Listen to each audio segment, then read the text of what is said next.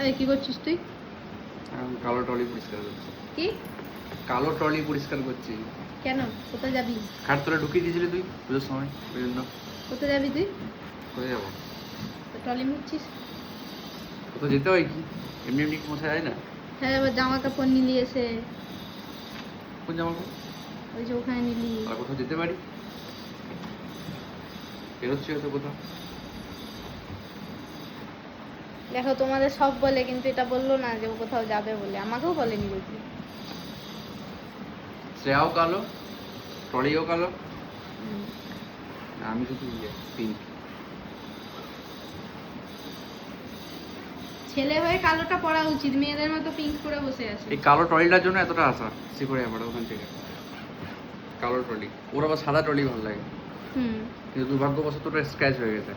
এর জন্যই হয়েছে স্ক্র্যাচটা। আমার জন্যই হয়েছে, সবটা আমার জন্যই হয়। কে নিয়ে গেছিল সাদা ট্রলিটা বের করে শ্বশুর বাড়ি অবধি টানতে টানতে? তুই দায়িত্ব নিতে পারতিস। তো আমি বলেছিলাম না কেটে নিয়ে যেতে। খেটে খাও বাবা, খেটে খাও।